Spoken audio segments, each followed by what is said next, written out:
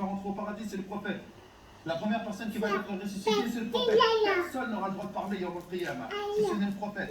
Il va se prosterner, il va implorer Allah par des noms qu'on ne connaît même pas parmi les noms et attributs d'Allah Jalla fi'ala. Le prophète de l'Islam, Mohammed ibn Abdullah, sallallahu alayhi wa alihi wa sallam. Nous, on se prend trop pour ce qu'on n'est pas. Rasulullah, il avait 3 fils qu'il aimait particulièrement et 4 filles. 3 de ses filles sont mortes de son vivant. Et ces 3 fils, le plus âgé d'entre eux, il a eu 4 ans, dans certaines versions. Et là, vous vous dites quoi, vous? Qu'est-ce que moi je dois me dire? J'aime les enfants, j'ai des enfants. Qu'il est difficile pour un père ou pour une mère de voir ses enfants partir, mourir tôt, jeunes. Et pourtant, Rasulullah, écoutez bien, hein, le surnom c'est Habibullah, le bien-aimé d'Allah. Et pourtant, Allah Jalla fi'ala, il lui a dit quoi? Je vais prendre tes enfants. Vous croyez qu'il avait un privilège particulier parce que c'était Mohammed ibn Abdullah, parce que c'était le messager d'Allah? Aucun privilège.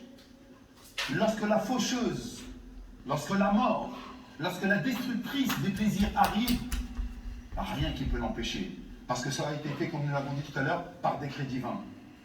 Donc moi, lorsque je vois que les enfants du prophète, ses bien-aimés, ses fils et ses filles qu'il aimait plus que tout, les personnes les plus proches qui sortaient même des entrailles, des reins du prophète, Mohammed sallallahu alayhi wa sallam, ils sont morts.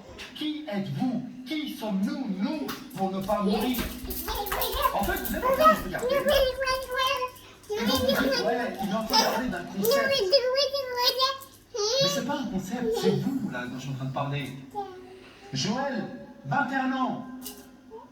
Il ne savait pas qu'il allait mourir. Wallahi al-Ali al-Adim, parce qu'il s'est levé ce matin et qu'il a pris son petit-déj. De céréales, un café, peu importe. Il savait qu'il allait avoir rendez-vous avec la faucheuse. Wallahi qu'il ne le savait pas. Mais c'est de ça dont on est en train de parler, les jeunes. Arrêtez. Moi, tous les soirs, avant de m'endormir, j'ai peur. Je ferme les yeux, est-ce que je vais les rouvrir? Parce qu'on dit que la mort, c'est le sommeil, c'est une petite mort. Mais comment je vais me présenter devant Allah, Jalla fi'ala? Avec quoi? Eh les gars, ils sont en train de vous carotter.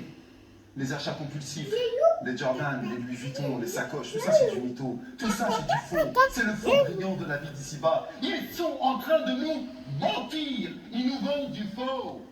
Et toi, Zarma, avec ta coupe, avec ton style, là, tu vois, les jeunes, ils se lèchent les cheveux poussés maintenant, tu vois. Ils veulent avoir des Adidas, ils veulent mettre des Jordan, ils veulent avoir une bête de sacoche, ils veulent la dernière North Face, ils veulent la Moncler, ils veulent la Canada Goose. Mais tout ça, vous êtes en train de mentir à qui en vous habillant comme ça? Vous voulez oublier quoi en fait en vous habillant comme ça? Vous existez comment? Par le paraître? Vous existez comment? Par votre apparence extérieure? Tout ça c'est que du vent. Même votre propre famille, elle ne vous calculera plus après la mort. Et pourtant la certitude de la mort c'est une réalité. C'est de ça dont on est en train de vous parler. Joël il ne savait pas qu'il allait mourir. Le frère, Masha'Allah, Tabarakallah, à Strasbourg, 26 ans, il venait juste de faire Salat al-Sabah. Allahu Akbar. Il était en sujoud. Il me disait peut-être Rabbi Khfirli. Il disait peut-être Ya Allah préserve mes enfants. Il ne savait pas.